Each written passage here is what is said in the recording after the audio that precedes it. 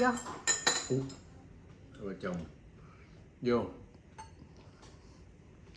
bị cho năm mới.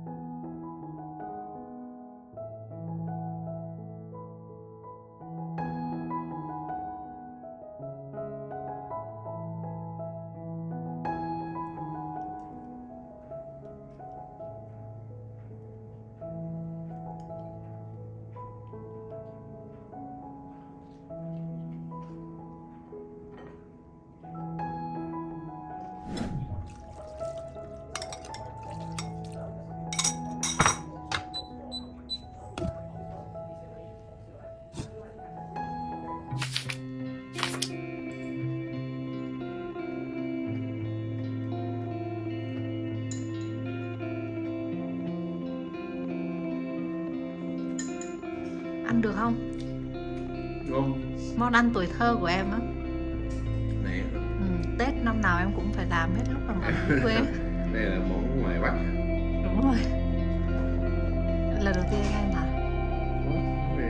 Em cũng làm vài lần ở nhà rồi đúng không? Rồi quá. Mà Tết năm nào em cũng làm hết. Này là mới hả? Này là chả gà.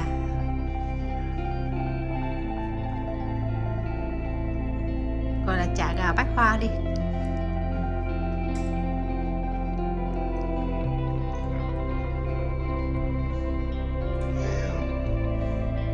rốt nó giòn.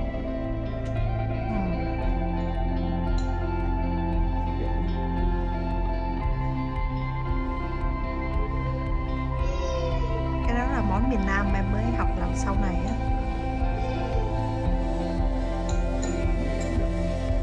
Trứng ăn củ kiệu ngon này anh.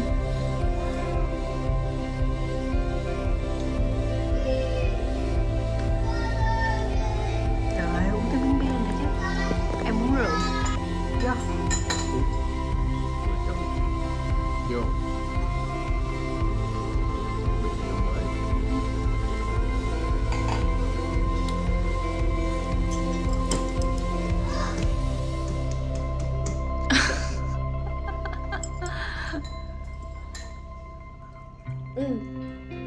Cô ăn cái gì vậy? Ăn đồ ăn mẹ làm. Ăn đồ ăn mẹ làm.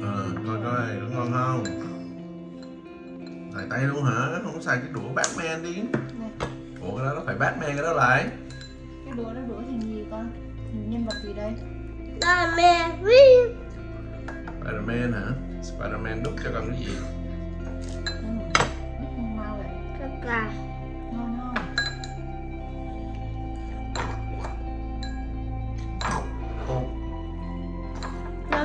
Ăn chè bó già. Đúng rồi, yeah. Chè bó già. Ồ.